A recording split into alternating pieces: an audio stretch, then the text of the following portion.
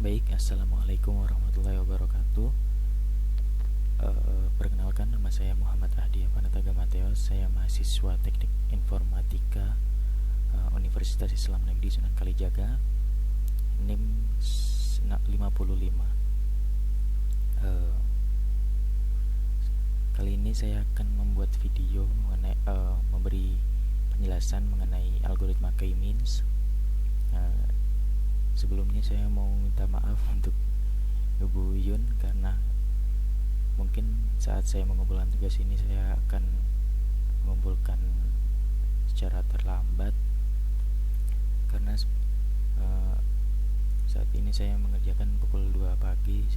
Saya habis pulang kampung dari Tegal, Jawa Tengah, dan baru saja sampai. Terus saya ingat bahwa ada tugas ini, padahal sudah seminggu ya Bu. Nah, mungkin karena kesalahan saya kemarin minggu lalu banyak tugas dari mata kuliah lain dan saya terlalu fokus ke sana, jadi tugas yang ini saya agak lupa begitu.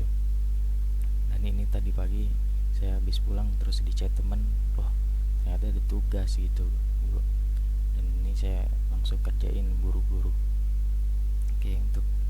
Jadi pada video kali ini saya akan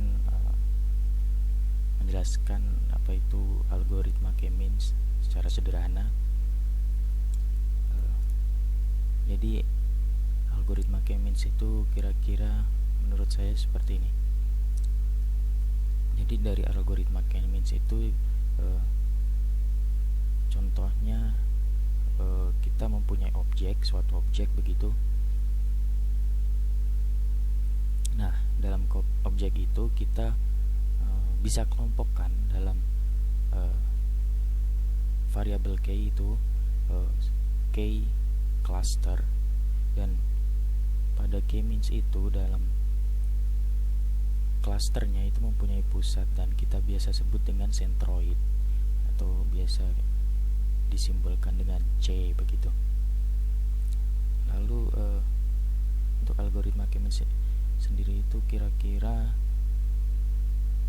jadi yang pertama step pertamanya yaitu kita bisa menentukan secara acak dari koordinat dari centroid tersebut. Nah, contohnya seperti C1 hingga CK begitu kan.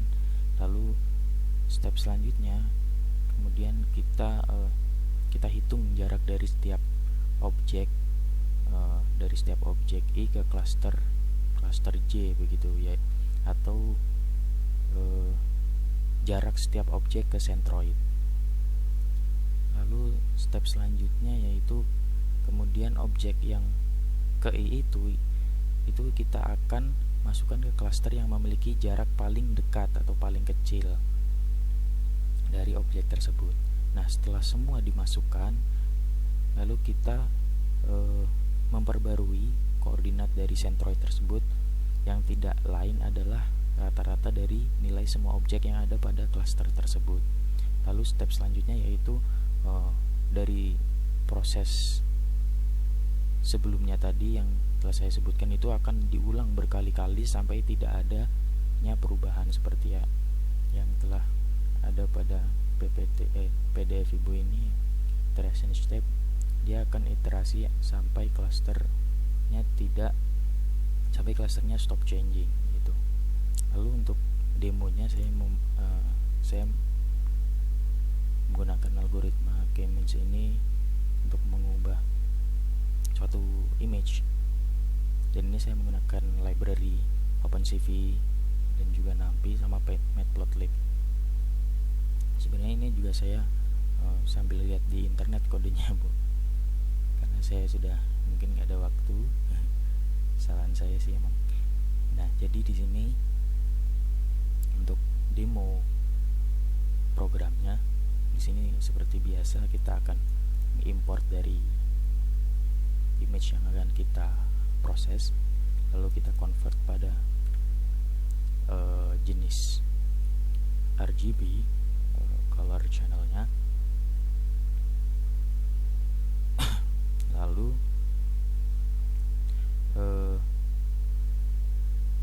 sini kita menggunakan apa ya namanya, array, menggunakan 2 dimensi array dari pixel itu dan tiga color channel tadi, RGB yang sudah kita convert tadi, red, green, blue. Lalu kita menggunakan kita convert juga ke float karena memang library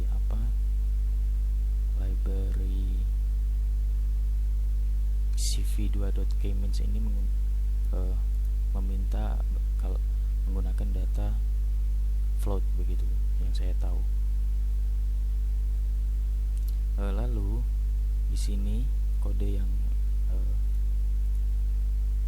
saya highlight di sini adalah mendefinisikan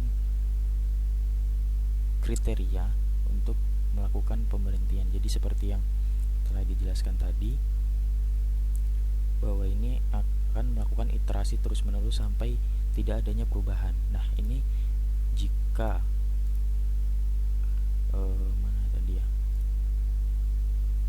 jika kita untuk kasus seperti ini, untuk kasus saat ini, jika kita memproses image yang terlalu besar, maka akan menggunakan waktu yang sangat lama juga. Nah, di sini saya menggunakan kriteria untuk mengstop mengelabui tadi yang iterasi yang tadi. Jadi kita menggunakan kriteria ini. Di sini kita gunakan 100. Di sini 100 max. Artinya kita akan mengestop atau memberhentikan jika number jumlah iterasinya sudah mencapai 100, dan juga atau jika klasternya sudah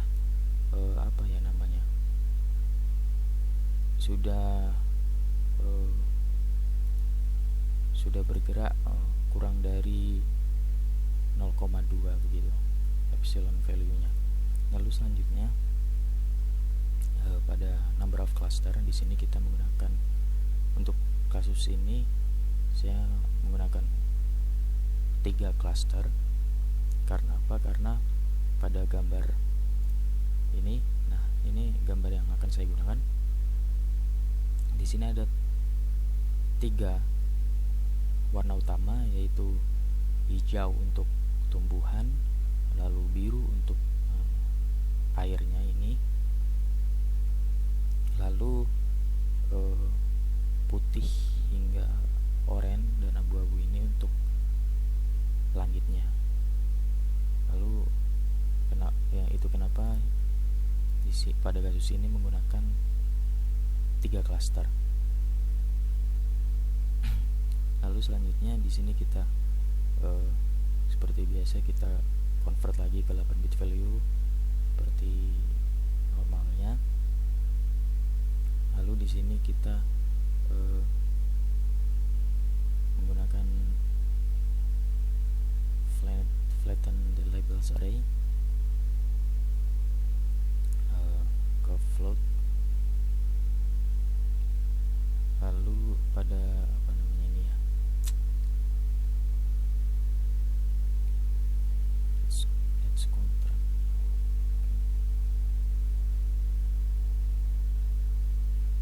ini adalah, kalau tidak salah, segmented image variable baru, berarti ini centers diambil dari label flatten ini. Dia mengconvert semua pixel tadi pada, nah ini ada keterangan, lupa juga, pada warna pada centroid tersebut. Lalu kita reshape lagi ke original image yang tadi, lalu kita show di sini. Nah, di sini ada kode lanjutan, program lanjutan, yaitu mungkin kita bisa run dulu, kita lihat hasilnya seperti apa. Nah, ini adalah hasil dari kode yang barusan saya jelaskan. sini dia tereliminasi, yang tidak ingin kita yang atau klaster yang kita pilih akan tetap muncul begitu. Lalu pada kode selanjutnya di sini kita akan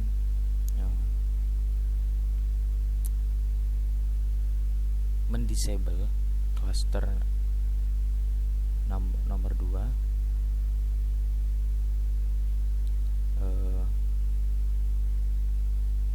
dan sama seperti yang tadi ini hampir sama namanya. Di sini hanya saja kita menggunakan cluster nomor 2 yang akan kita disable dan hasilnya akan menjadi seperti ini.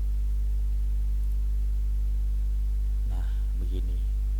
Jadi ternyata cluster 2 itu merupakan warna hijau dari pepohonan yang ada pada gambar original ini. Nah, jadi ada 3 cluster tersebut tadi menggunakan array 0, 1, 2, 3 karena array dimulai dari 0. Jadi cluster 2 ini adalah merupakan objek dari warna hijau dari pepohonan ini. Memang tidak semuanya lalu terscreening ya, atau terproses karena mungkin tadi karena kriteria ini yang terhambat dari kriteria ini, sehingga tidak semua dari gambar ini terproses dengan baik. Nah, ini jadi begitu demo program dari saya. Cukup sekian dari saya mengenai penjelasan K-means, algoritma K-means. Mungkin cukup sekian. Mohon maaf jika salah kata dari saya, dan mohon maaf juga atas keterlambatan tugas saya yang saya kumpulkan ini. Terima kasih. Wassalamualaikum warahmatullahi wabarakatuh.